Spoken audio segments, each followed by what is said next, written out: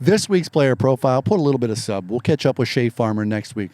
But this week, it's Swish Daddy, Jake Swisher. I mean, everybody in your family, the males, have all been known as the Swish Daddy. But it's you now. It is me. And I understand that's your fantasy football league team name. Is this true? That is not true. My fantasy football team name this year is In My Thiels, as in Adam Thielen. But tell me, what was your strategy for fantasy football this year? There was no strategy. I was going to take a quarterback early because quarterback's always a pretty good position, but they always fall pretty far. So I was going to get a really good one early on. So who'd you end up getting? I picked Josh Allen in the second round. That's a pretty good pick. I think so. And evidently your first pick was America's tight end. It was. Travis Kelce. Hopefully, he gets healthy just for your team. I hope so. Who was the one pick down the line, like the down ticket pick that you're like really excited about? I picked up Zay Flowers, rookie for the Ravens. He could be a lottery ticket. You never know. It's not projecting him very high right now, but I think with Lamar Jackson, him being a first-round pick and for a wide receiver, I think he'll turn out pretty good. I think this is probably the best wide receiving core that Mr. Jackson has had this year, in his career. Hopefully Zay Flowers is the guy. But speaking of guys that catch the ball, when it gets thrown to you, you catch it. What's the art of catching the football? Well, I've always worked on my hands. You always got to have your hands in the right position. But mostly it's just watching the ball in. And at that, it's second nature now. Soft hands. Okay. Do you go home practice by soft tossing some Nerf ball or something? No, not really. Okay. It just happens. You're just that good. It just comes at you. You catch it, right? Pretty much. What do you love about football? What I love? Yeah. I love, it's my favorite sport, but I love, in playing it, I love how it pushes me to my limit. You use every muscle in your body when you're playing football.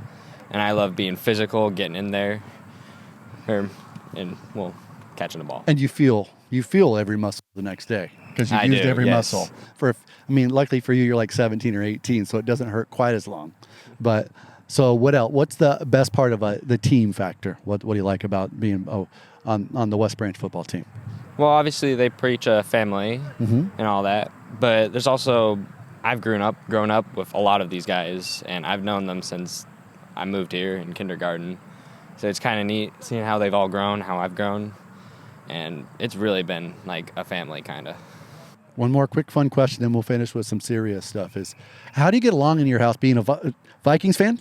Panthers fan, and your brother is like a diehard Bears fan. He knows every stat, every player since 1981. How's that get along when, is it big of a deal? He's mostly arguing with my father about that stuff. I kind of stay out of it. We haven't been that good recently. You'll be there. We give us some time. The Kerry Collins years, you never know. Miles Sanders, I hope he does well because he's on my fantasy team and I need him to do well. Speaking of doing well, the season has not started the way West Branch has wanted it to start. What, going into week 3, do you feel the team has grown from that they're going to improve upon this week to try to bring home a road victory against a ranked opponent? I think if we just step up in energy and excitement, getting to the ball and being physical, I think we would could win out. As a senior leader, is that something that you think that you maybe take upon your shoulders to keep that energy level up, to pick everybody up on the sidelines or on the field to keep it going? Is that something that you feel is, hey, that's just, I need to be part of that energy. I need them to see my energy.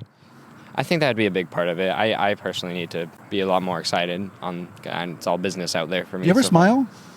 On occasion. You said you're all business. Okay, there it is. There's the smile. I'm just checking. Okay. And then when you look out here and you talked about you've been with these guys for a lot of years. When you look out on the field or when you're standing on the sideline and joking around a little bit, and you're talking with, Shea or Braden or whoever else, all the seniors. What's one of your first memories of playing football with these guys? I was a center in junior high, 6th, 7th, 8th grade. I was really small as well, but they weren't that physical back then, so I was pretty good. What was your jersey number? I was 66, I think. Did they retire it? Did you autograph it? Maybe they retired it? I mean, because there are not very many centers at the junior high level that are like probably the old middle school Raptors. You're about 5'1", 100 pounds. Then how tall were you in like 7th and 8th grade? Probably what I am right now, actually. Really? I have not grown in a while. I mean, there's a level you meet it. I did autograph my helmet though in 8th grade. I dyed my hair purple. Oh, so you autographed the color. And the inside of the helmet was purple. Because it was throwback week at the junior high level as well, right?